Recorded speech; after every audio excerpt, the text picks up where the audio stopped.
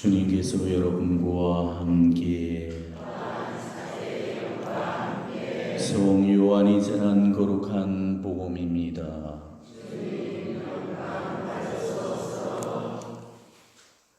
그때 예수님께서 하늘을 향하여 눈을 들어 기도하셨다. 거룩하신 아버지, 저는 이들만이 아니라 이들의 말을 듣고 저를 믿는 이들을 위해서도 빕니다. 그들이 모두 하나가 되게 해주십시오. 아버지께서 제 안에 계시고 제가 아버지 안에 있듯이 그들도 우리 안에 있게 해주십시오. 그리하여 아버지께서 저를 보내셨다는 것을 세상이 믿게 하십시오. 아버지께서 저에게 주신 영광을 저도 그들에게 주었습니다. 우리가 하나인 것처럼 그들도 하나가 되게 하려는 것입니다. 저는 그들 안에 있고 아버지께서는 제 안에 계십니다. 이는 그들이 완전히 하나가 되게 하려는 것입니다. 그리고 아버지께서 저를 보내시고 또 저를 사랑하셨듯이 그들도 사랑하셨다는 것을 세상이 알게 하려는 것입니다. 아버지께서 저에게 주신 이들도 제가 있는 곳에 저와 함께 있게 되기를 바랍니다. 세상 창조 이전부터 아버지께서 저를 사랑하시어 저에게 주신 영광을 그들도 보게 되기를 바랍니다. 의로우신 아버지, 세상은 아버지를 알지 못하였지만 주는 아버지를 알고 있었습니다. 그들도 아버지께서 저를 보내셨다는 것을 알게 되었습니다. 저는 그들에게 아버지의 이름을 알려주었고 앞으로도 알려주겠습니다. 아버지께서 저를 사랑하신 그 사랑이 그들 안에 있고 저도 그들 안에 있게 하려는 것입니다. 주님의 말씀입니다.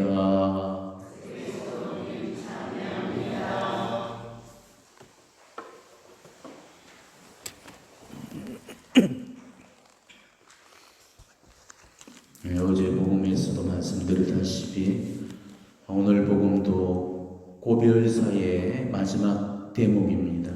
예수님께서 당신 자신을 위해서 기도를 하신 다음에 그다음에 제자들을 위해서 기도하시고 나서 이어서 마지막으로 믿는 이들을 위해서 기도하시는 그 대목이죠. 오늘 이 기도를 끝으로 그 장구한 고별사가 맺어지게 됩니다. 고별사라는 것은 말 그대로 유언입니다. 유언은 인생 맨 마지막에 내놓는 말씀이죠.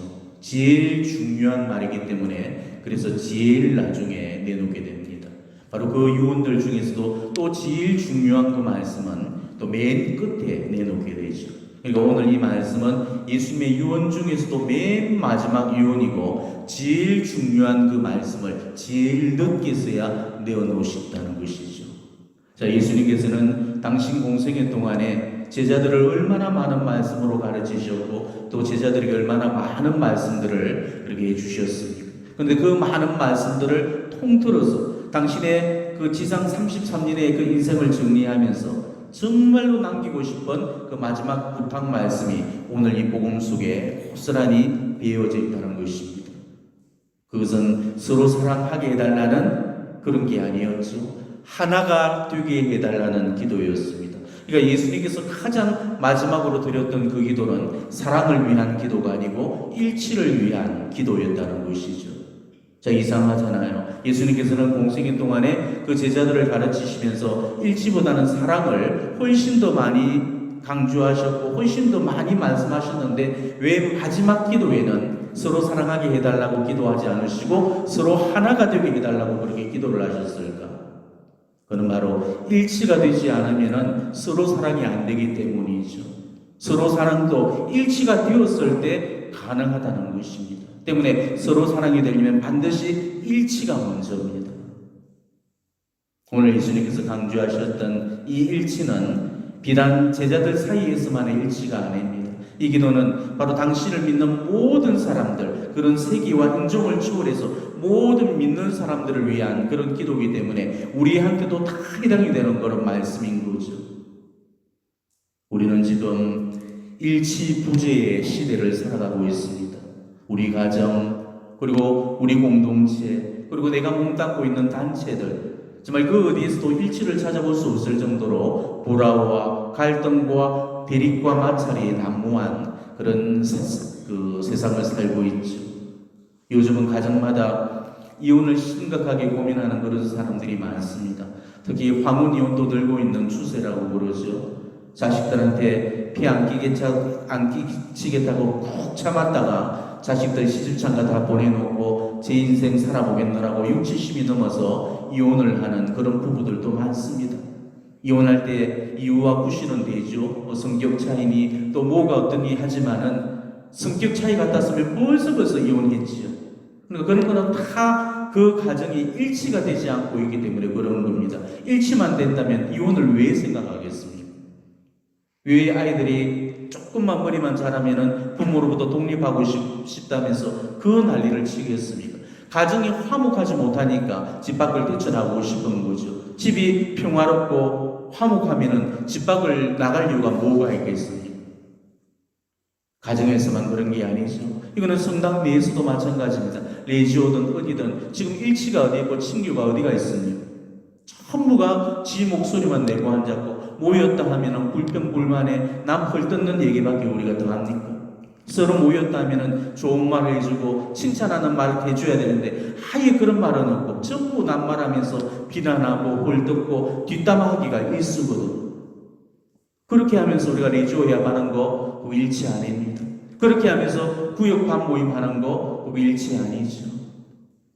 친교나 일치가 꼭 함께 앉아서 밥을 먹어야 되고 함께 모여서 술을 마셔야 이루어지는 게 아닙니다. 그런 거는 사교지 친교가 아닙니다. 술이 없고 밥이 없어도 하나님 안에서 한 마음 한 뜻을 이루는 거 이게 일치죠. 진짜 일치와 친교는 술이 없어도 밥이 없어도 기도 안에서 얼마든지 일어나야 됩니다. 이게 그리스도인의 일치라는 거. 정말로 일치는 하느님 안에서만 이루어질 수가 있는 거죠. 하느님 안에서 한 마음 한 뜻을 이루게 될 때 그게 바로 진짜로 친교가 되는 것이고 그게 진짜 일치가 된다는 것이죠. 1인 1색이라는 말이 있습니다. 바로 한 사람이 하나의 색깔을 지닌다는 말입니다. 10사람이면 10의 색깔, 100사람이면 100의 색깔을 지니게 됩니다. 그렇기 때문에 모든 사람들을 완전하게 만족시켜주고 하나로 결속시킬 수 있는 그런 방법은 이 세상에 존재하지 않습니다. 아무리 훌륭한 지도자의 그런 탁월한 카리스마나 영도력도 그리고 공동체의 아무리 탄탄한 조직력이나 제도도 체제도 만일을 하나로 일치시켜주지는 못합니다. 모든 사람을 만족시켜주지 못하죠. 왜냐하면 일치라는 것은 한 사람에 의해서 이루어지는 게 아니고 공동체에 의해서 이루어지는 거기 때문입니다. 일치는 탄탄한 조직력으로 이루어지는 것이 아니고 바로 공동체의 구성원들에 의해서 만들어지는 거기 때문에 그런 것이죠. 일치는 그냥 가만히 있는다고 해서 저절로 주어지는 거 절대 아닙니다. 어떤 노력도 없이 공짜로 받을 수 있는 그런 선물이 아니라는 것입니다. 일치에는 반드시 희생이 요구됩니다. 일치는 자기를 내어주는 희생적인 행위입니다. 상대가 나한테 맞추는 걸 강요할 때는 일치는 절대 이루어질 수가 없죠. 내가 상대에게 맞춰줄 때 거기에서부터 일치가 시작이 되는 것입니다. 그렇기 때문에 이 일치만큼 양보의 덕을 요구하는 것도 없는 것입니다. 분열과 또 자본과 갈등이 생길 때마다 그걸 파헤치고 떠벌리고 또 단점과 약점을 지적하고 고발하는 그런 고발자들이 되지 마시고 정말 그걸 놓고 아파하면서 기도하고 자신이 바로 그 문제를 하느님 방법으로 해결하려는 그런 해결자리 되려고 할 때 이 공동체 일치는 바로 그런 사람들에 의해서 이루어지게 된다는 것입니다. 우리 교회 2000년 역사 동안에 고발자나 혁명가들이 우리 교회를 바꾸는 적은 한 번도 없었습니다. 중세기에 마르틴 루터나 켈빈 같은 그런 혁명가들이 종교개혁을 이렇게 주창하고 부르짖었지만은 결국은 종교 분열을 일으키고 말았죠. 오히려 개혁가나 혁명가들은 교회를 더욱더 분열시키고 말았던 것입니다. 우리 타락한 이 중세기의 교회를 다시금 회복시킬 수 있었던 그 힘은 자기가 교회라는 그런 자각 속에서 나부터 쇄신하겠다는 그 사람들에 의해서 이 부패된 교회가 정화되어질 수가 있었다는 거죠. 데레사라든지 십자가의 성령 같은 그런 사람들이 바로 자기 쇄신을 통해서 우리 교회 개혁을 이루어냈던 것입니다. 마찬가지예요. 우리가 단점을 캐내고 약점을 지적하고 불만과 비난을 가하는 그런 사람들이 공동체를 바꿔놓은 적은 없습니다. 오히려 더 큰 혼란과 분열을 야기시키죠.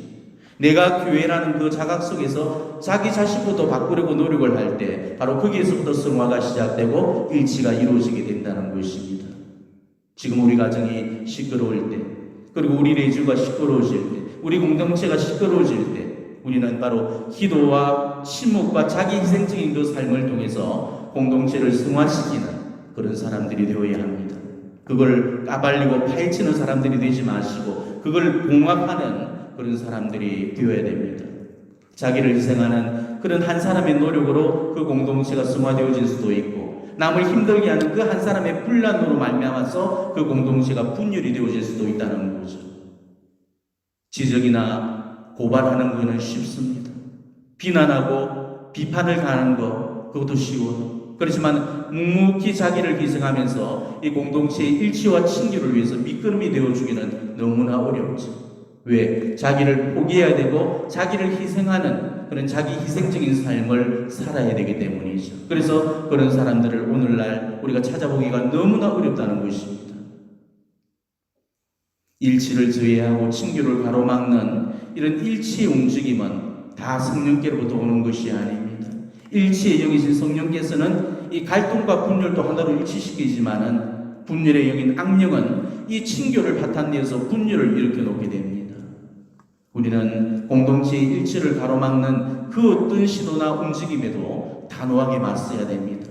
성령이 언제나 이 공동체의 흐름을 이끌어 가시도록 우리가 성령께 문을 열어드리고 성령께 친히 맡겨드려야 될 것입니다. 이 성령 강림을 준비하는 이 시기 동안에 성령께서 정말 우리 가정과 그리고 내가 속한 이 공동체에 일치와 친교와 또 평화를 주시도록 우리가 간청을 하면서 오늘 미사 봉헌하시기를 바랍니다. 아멘.